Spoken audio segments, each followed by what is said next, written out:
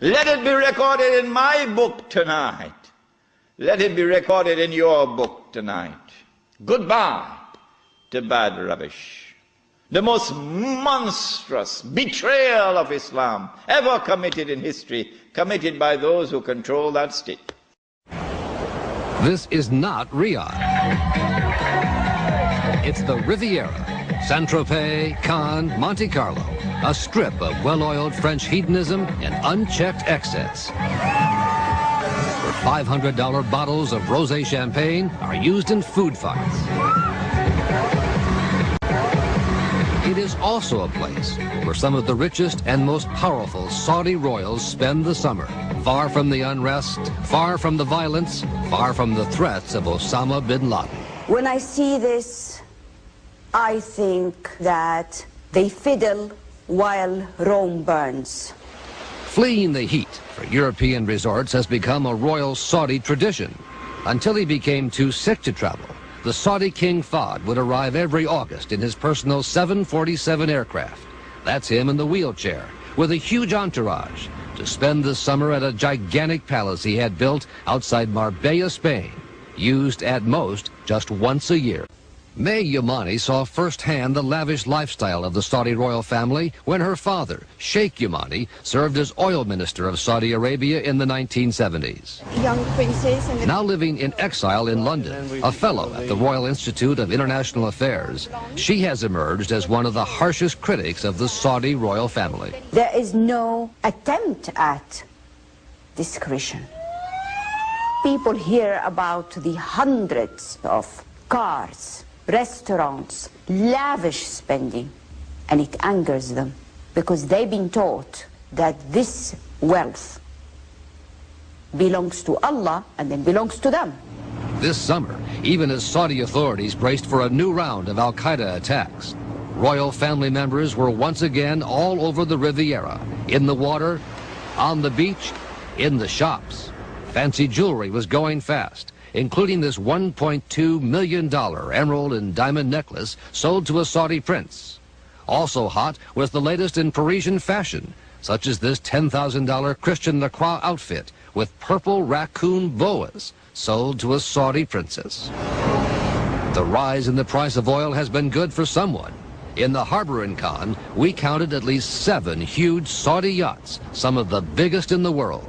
The yacht of Prince Sultan, the Saudi defense minister, here.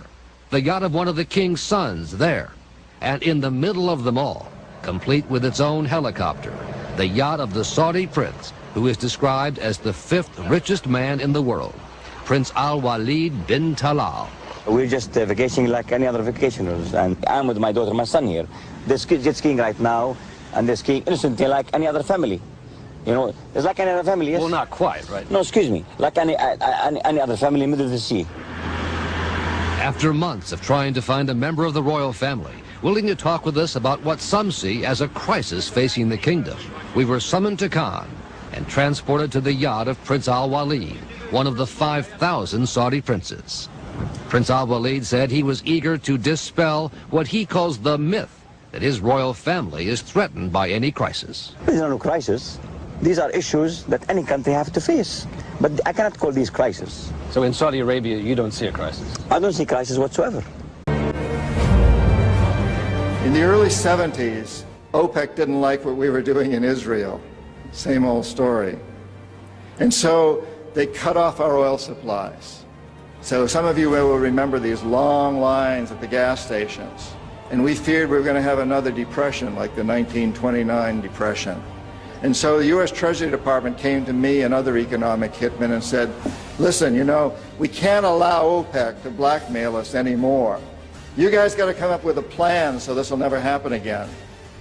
We knew that that plan had to involve Saudi Arabia because it had more oil than anybody else. We did the deal we finally struck with the House of Saud was a deal whereby they would return almost all the money they made from selling oil to the United States invested in U.S. government securities.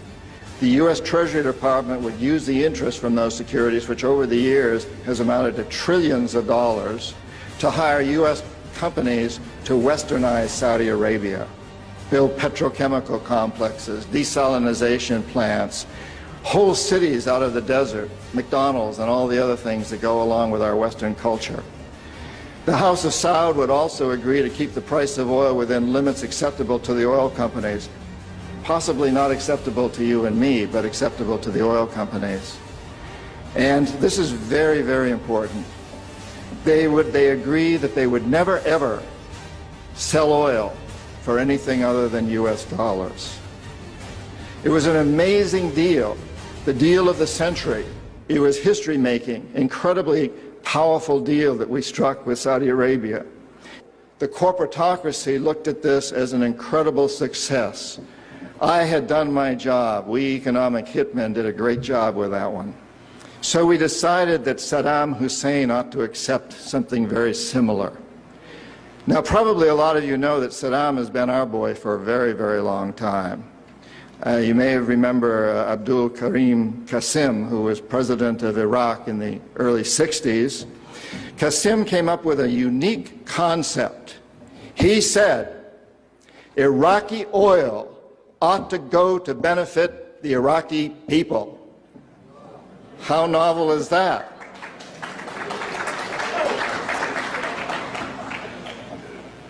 Well, we didn't like that very much.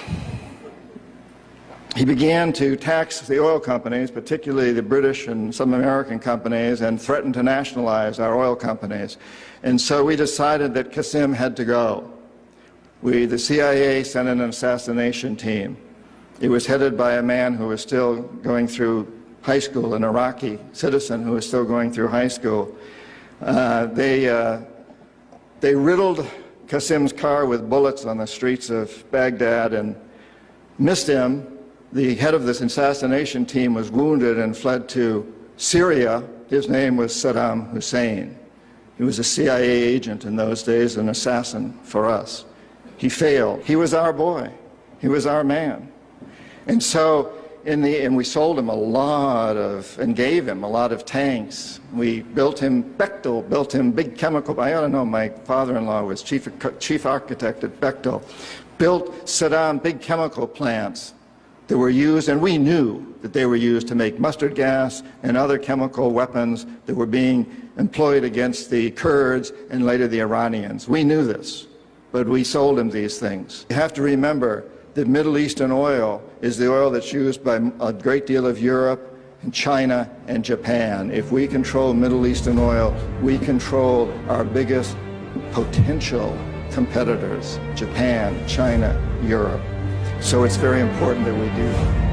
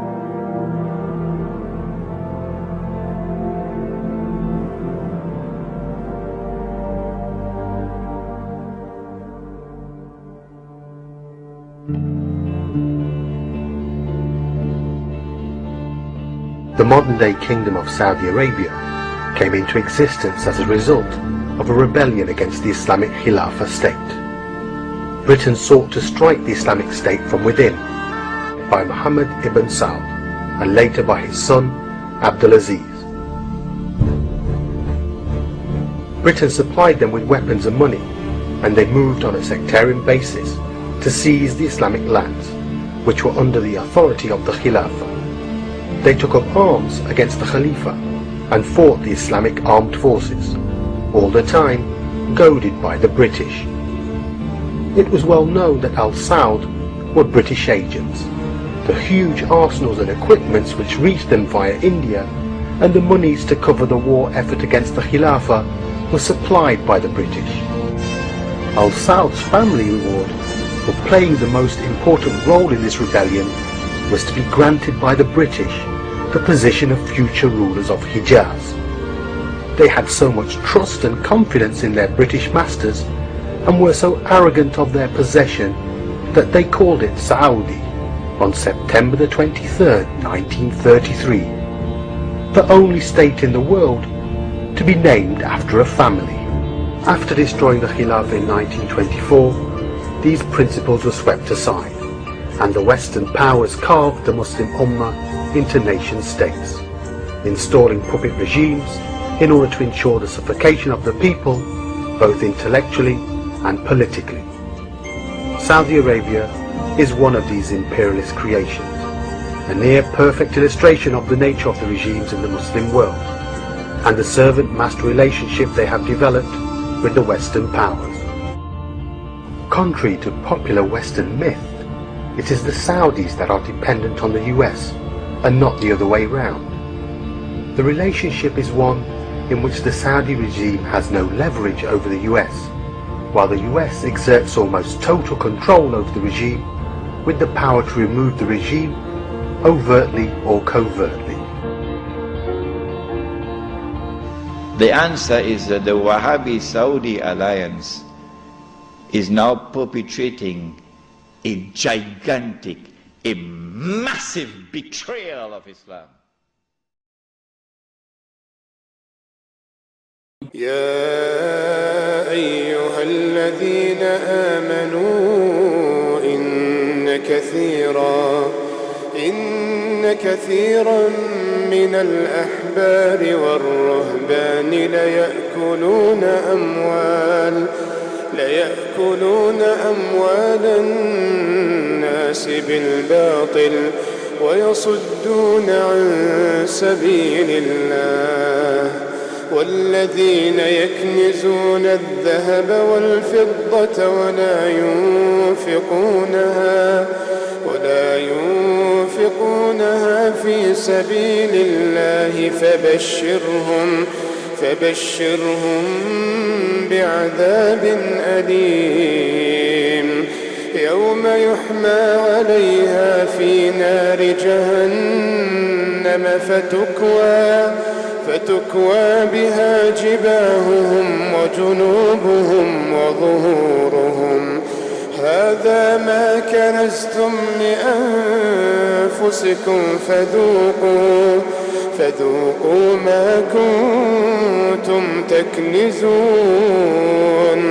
إن عدة الشهور عند الله 12 شهرا في كتاب الله يوم خلق السماوات والأرض منها 4 حرم ذلك الدين القيم فلا تظلموا فيهن أنفسكم وقاتلوا المشركين كافة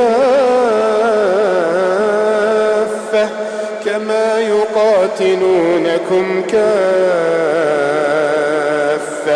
واعلموا أن الله مع المتقين إنما النسيء زيادة في الكفر يضل به الذين كفروا يحلونه عاما ويحرمونه عاما ليواطئوا عدة ما حرم الله فيحلوا ما حرم الله زين لهم سوء أعمالهم والله لا يهدي القوم الكافرين